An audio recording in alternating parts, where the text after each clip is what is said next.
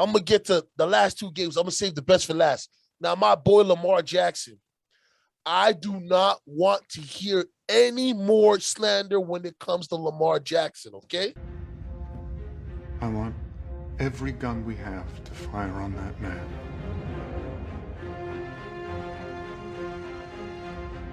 Do it.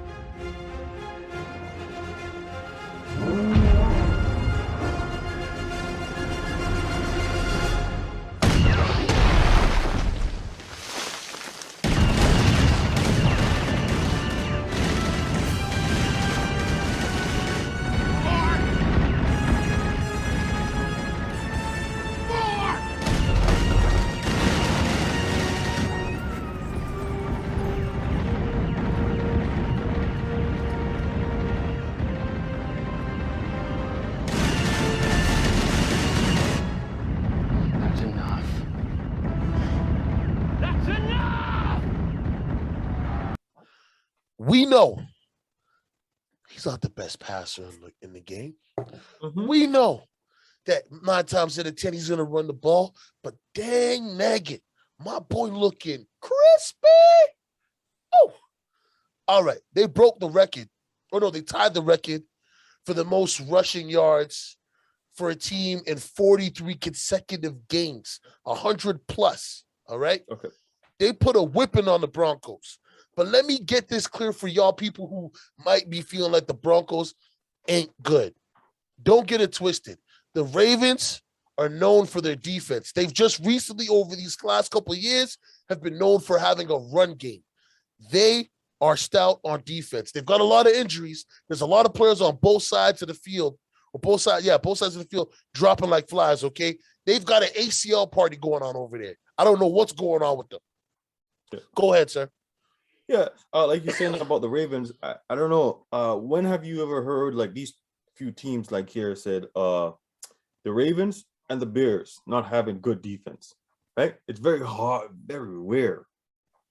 Yeah, it is very rare, but here's the thing though, for when it comes to the Bears now, because the only reason why I skipped over that game is because they're playing the Lions.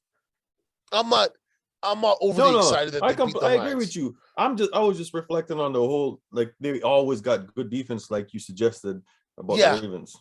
Yeah, but the thing is, the Ravens have always had like an okay offense from Joe Flacco down. Like they've always had a subpar offense. The Bears have suffered for a year. Listen, they won one championship like in '85, and from then they've been doo-doo butter on toast. Shout out to my guy Kool-Aid. You know what I mean? They've been straight doo-doo butter. No go zone. You go in there, it's like getting sent to certain teams. You know certain teams in the NBA or even in soccer, where like the organization is so bad, when they send a player there, they're sending them there to die. Like, you know what I mean? They on that Drago. If he dies, he dies. Okay? Sending them there to the abyss. But the Broncos, listen, Teddy Bridgewater is a good quarterback. I feel like he was done dirty when he was with the Vikings due to the injuries that he had. I felt like with the Saints, they didn't put their faith in him. I have love for Winston, but to be honest, I don't believe Teddy would have lost that game yesterday against the Giants. Teddy wouldn't have lost that game. Teddy would have made the right plays. He would have made sure something happened. Okay? Can't say the same thing for Winston. But anyways, back to business. The game of the night. My guy.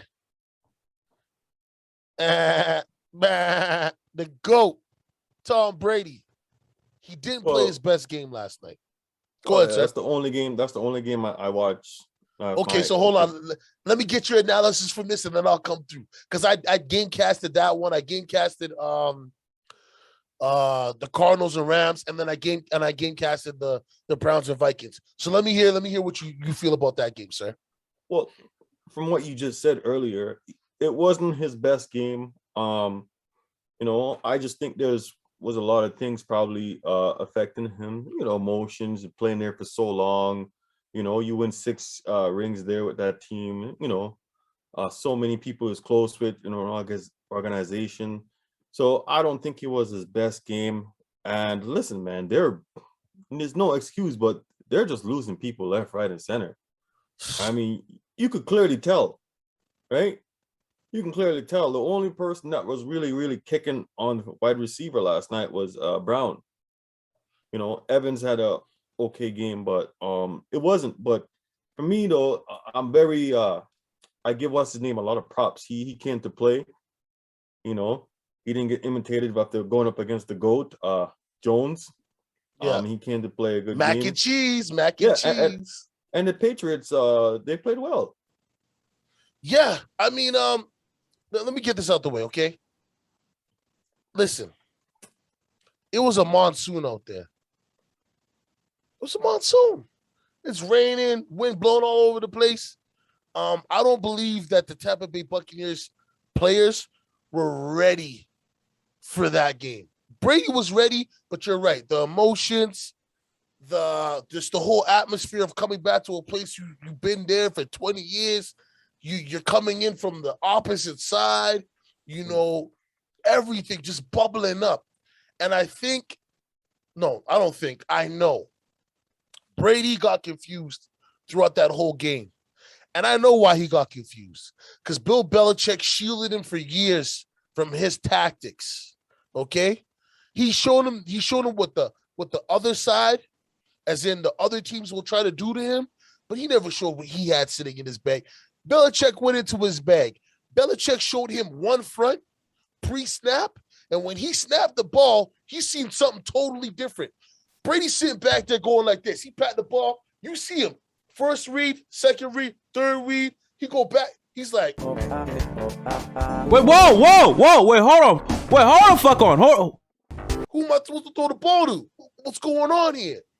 And I have to give Belichick props for that. Yeah. But let me set the record straight. I still give Brady way more credit than Belichick due to the fact that you could draw up a play all you want. If you don't have the people that are willing to execute that plan, it's worth nothing. Bupkis. You're not getting nothing out of that. So, not to take nothing away from Belichick. Belichick, great coach. The GOAT coach. But Brady, yet again, did Tom Brady things, made sure he put his team in position to win, and did not have any turnovers. He looked shooken up, but no turnovers. Now, mac and cheese, as a Patriots fan, I don't care that we lost. You know what I care about? 19. This young man went 9 for 9. No huddle. Okay? Put a touchdown down there. He showed us that he can beat 25% of what Brady is.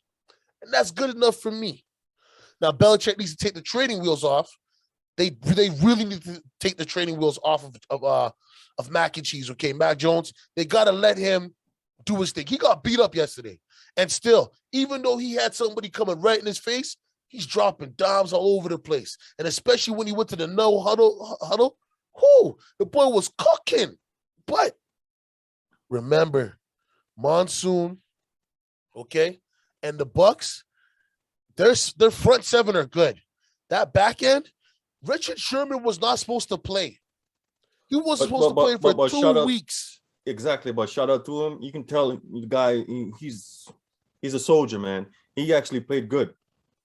Not really. They started picking on him because they realized that he doesn't understand. Like a lot of people, I'm not those super football, savant. Yeah, okay? But for me though, why I said he played good, sorry, King. Why I said he played good, because when I was watching it, there's a certain play. If he didn't make that certain tackle or he didn't switch back, those play would probably be a touchdown or something. I understand that. What I'm trying to get at now is he's a zone corner. He does not play man, even in his younger days. And the reason why he didn't play man, listen, when he was with the Legion of Boom, it was him, Cam Chancellor, Earl Thomas, Bobby Wagner. Dude, go back and watch that team for the first 3-4 years they were together and they were making noise. There was the no-fly zone.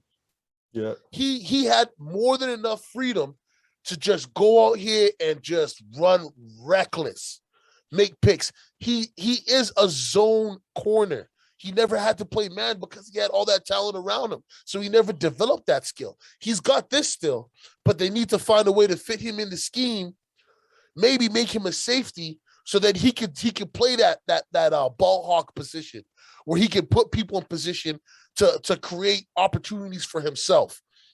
Last time we seen him play was 2019.